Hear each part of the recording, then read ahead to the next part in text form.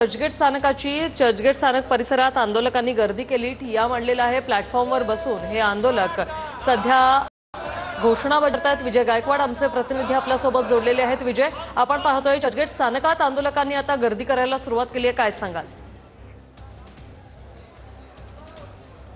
निश्चितच वर्षाली चर्चगेट स्थानकामध्ये सुद्धा मराठा आंदोलक हे अशाच पद्धतीने गर्दी करत होते। मात्र मी आता सीएसटी रेल्वे स्थानकामध्ये आहे। आपण बघू शकता की या सीएसटी रेल्वे स्थानकामध्ये सुद्धा जे आंदोलक जे आहेत ते या ठिकाणी मराठी घोषणा देत आहेत। पूर्ण परिसरामध्ये जे आहेत सर्वत्र मराठा आंदोलक आपल्याला पाहायला मिळत आहेत। या ठिकाणी पूर्ण चर्चगेट असेल, सीएसटी असेल, या दोन्ही स्थानकामध्ये सर्वत्र जिकडे पाहाल तिकडे हे मराठा आंदोलक आहेत। आपण बघू शकता की कुठेही कायदा सुव्यवस्था होऊ नये यासाठी या ठिकाणी पोलीस बंदोबस्त सुद्धा या ठिकाणी वाढवण्यात आलेला आहे।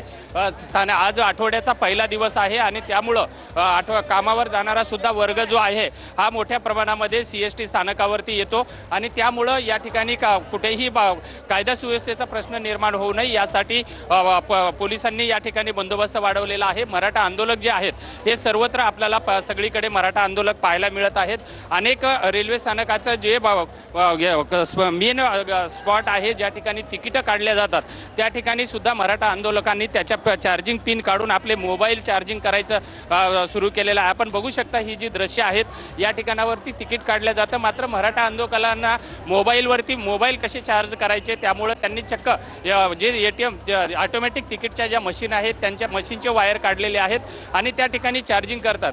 पण आम्ही या ठिकाणी आमच्या आरक्षणाच्या मागणीवरती ठाम आहोत असा भूमिका जी आहे ही मराठा आंदोलकांनी या ठिकाणी घेतलेली आहे। आपण बघितलं की जिथं दिसेल तिथं मराठा आंदोलक आपल्या भूमिकेवरती ठाम आहोत, जिथं जागा असेल त्या ठिकाणी ते बसलेले आहेत। मोबाईलचा प्रश्न असल्यामुळे जे त्यांनी चार्जिंगचे पॉईंट आणलेले आहेत त्या ठिकाणी चार्जिंग करत आहेत। गावाकडून ज्या भाकरी आणलेल्या आहेत या भाकरी सोडून हे आंदोलक जे आहेत या ठिकाणी आपण खात असताना आपल्याला दिसत आहेत। आपण जर बघितलं हे जे आंदोलक आहेत हे आंदोलकाच्या भाकरी ज्या गावावरून आणलेल्या भाकरी आहेत ज्याच्यामध्ये चटणी आहे, त्याच्यामध्ये भुईमुगाच्या शेंगा आहेत, खार आहे आणि जे गावावरून आलेलं जे जेवण आहे हे सुद्धा या ठिकाणी आंदोलक या ठिकाणी खात असताना आपल्याला दिसतात। मात्र प्रत्येकाच्या नजरेमध्ये एकच आहे की आम्ही या ठिकाणावरून आंदोलन घेतल्याशिवाय जाणार नाही। काय आहे जेवणामध्ये तुमच्या? चटणी आणि मिरचू आणि शिळ्या भाकरी खाऊन आम्ही मुंबईला राहणार, पण आरक्षण भेटल्याशिवाय आम्ही इथून हलणार, जागा सोडणार नाही। सरकारनं लवकर निर्णय घ्यावा। 5 दिवस झाले शासन कुठलाही दखल घ्याय नाही। आमचा मराठा आणि कुणबी एकच असल्याचा जी आर काढावा आणि दादाचं आंदोलन सोडवा ही आमची प्रमुख मागणी। आठवड्याचा पहिला दिवस आहे, मंत्री अनेक मोठ्या या ठिकाणी होऊ शकतं, काय वाटतं तुम्हाला? आज निर्णय होईल वाटतंय? आज अपेक्षा तर आहे त्यांच्याकडून निर्णयाची, पण आता बघू त्यांचा निर्णय शिष्टमंडळ आल्यानंतर काय निर्णय देते काय नाही त्याच्याकडे लक्ष आहे आमचं। हे जे आंदोलक आहेत स्वतःच्या घराच्या भाकरी खाऊन या ठिकाणी आपल्या मुद्द्यावरती ठाम असताना आपल्याला पाहायला मिळत आहेत वैशाली। आणि सर्व आंदोलकांची जी भूमिका जी आहे तिथे कुठून आलात तुम्ही? आम्ही प्रॉपर गंगामसला गाव, तालुका माजलगाव, जिल्हा बीड।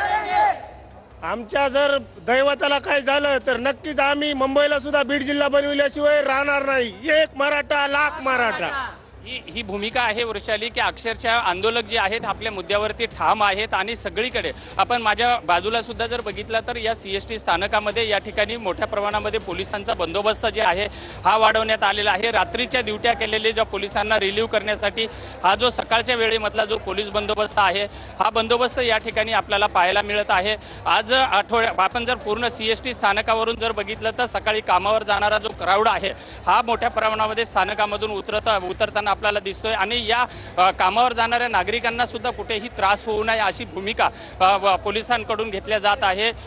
जे मराठा आंदोलक जे आहेत हे आपल्या भूमिकेवरती ठाम आहेत। पूर्ण स्थानक परिसरामध्ये सगळीकडे आपल्याला जर बघितलं तर मराठा आंदोलक आपल्याला उभ्या असताना दिसून येत आहेत। जागोजागी घोषणा दिल्या जात आहेत, मात्र यांच्यामधला जोश जो आहे हा कुठेही कमी होत असताना आपल्याला पाहायला मिळत नाहीये। प्रत्येक मराठा मग तो गाव खेड्यातला असो का कुठलाही असो ते प्रत्येक वयस्कर असेल, जवान असेल, आज प्रत्येकाकडून एक मराठा आरक्षणाविषयीच्या घोषणा ज्या आहेत ह्या देत आहेत। आज आंदोलनाचा जरांगे पाटलाच्या आंदोलनाचा आज 4था दिवस आहे। आज आठवड्याचा पहिला दिवस आहे। मंत्रिमंडळाचा काही निर्णय होऊ शकतो का याकडे या सगळ्या मराठा बांधवांची आशा सुद्धा लागलेली आहे। निश्चित धन्यवाद विजय, तुम्ही दिलेल्या या माहितीसाठी। सीएसएमटी स्थानकावरून हे दृश्य आपण